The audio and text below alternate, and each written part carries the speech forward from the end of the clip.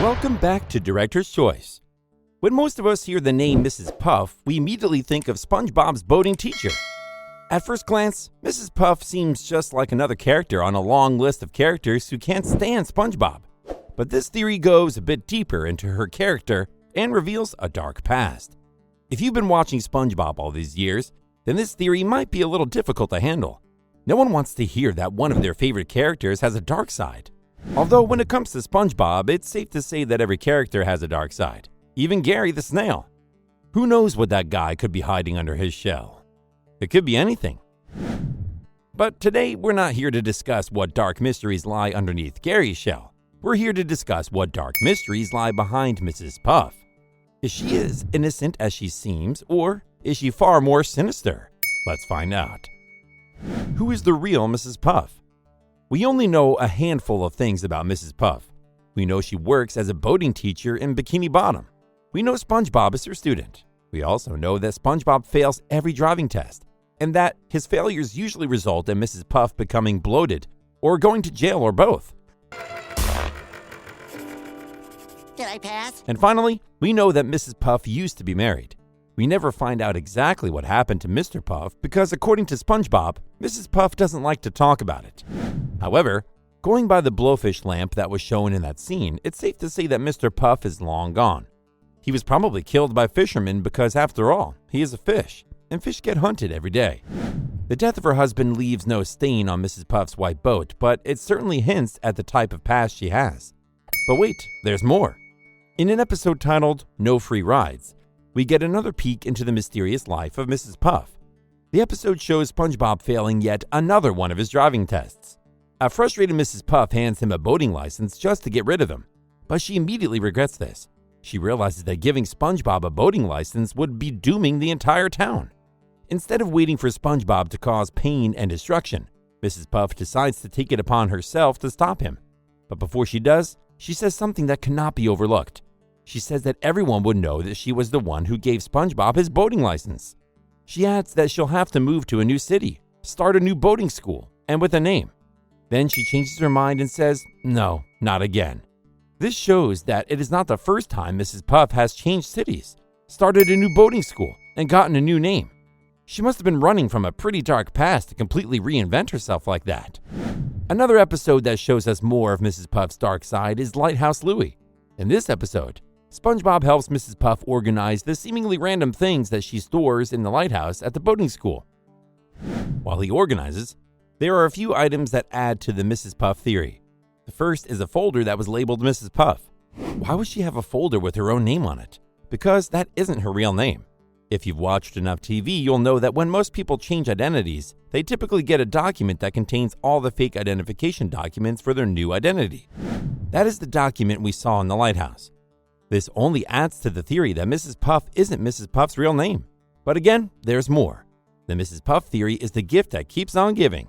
In the episode, while SpongeBob cleans up, there's also another piece of evidence that adds even more details to Mrs. Puff's backstory. When SpongeBob opens his mouth to swallow all of Mrs. Puff's junk, there's a newspaper that briefly appears before he gulps it down, and the headline will shock you. It read, "Deranged Boat Teacher Makes Getaway." There are a few other details in the newspaper that add even more to the theory. First is the name of the newspaper, the New Kelp Post. This shows that Mrs. Puff used to live in New Kelp City. She also had a boating school over there, and she committed some crimes before running away from the New Kelp City police. The newspaper even tells us how Mrs. Puff manages to escape the police. Under the headline, there's a tag that reads, "Distracts authorities with balloon animals." The show has also referenced this in another episode when Mrs. Puff creates a balloon animal for no reason while she's trying to run from the cops. This means that Mrs. Puff, or whatever her real name is, makes balloon animals whenever she's on the run, because she knows it will distract and confuse the authorities, which will allow her to escape. The lighthouse is also full of a bunch of other junk that mean many different things. SpongeBob's diary can also be seen in the junk pile from the lighthouse, along with a painting of Squidward, a table from the Krusty Krab, Squidward's teddy bear, SpongeBob's bicycle, and a lot more. It's clear that Mrs. Puff is a next-level hoarder, but where does she get all this stuff? And more importantly, why does she keep all this stuff? There's a good chance that Mrs. Puff is actually a kleptomaniac. Kleptomaniacs tend to steal items that they don't actually need, which would explain why she hid so many strange things in the lighthouse. The Spongebob effect.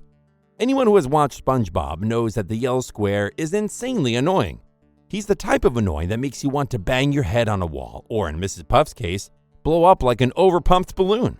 Spongebob has affected Mrs. Puff's mental health in many ways. In fact, in some episodes, she's shown to have PTSD from their encounters, and just being in his presence seemed to make her panic. There have also been a few episodes where she straight up tries to murder Spongebob because she's so fed up with him. Despite her many tendencies and quirks, Mrs. Puff still manages to keep her cool, or at least that's what it seems. But there's a lot more going on that many people don't see, and Mrs. Puff's mind is a lot more broken than we realize.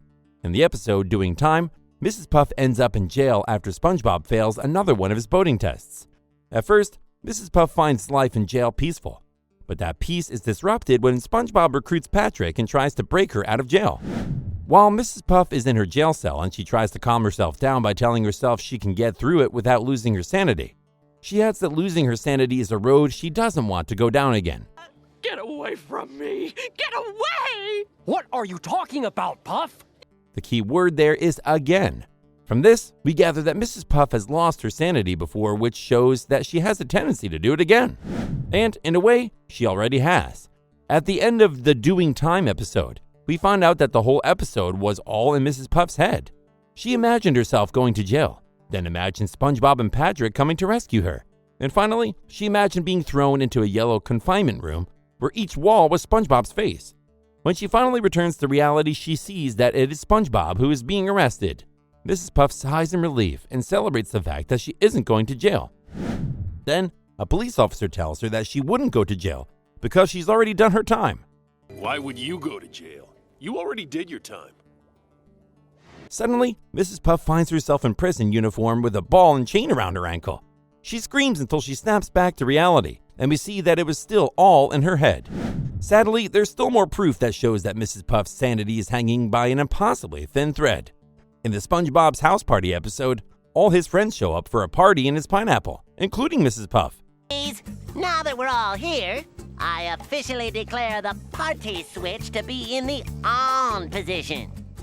The party looks great, but if you look closely, you'll notice something unbecoming.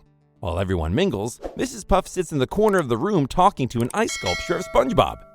That's it for today's video. Thank you so much for watching.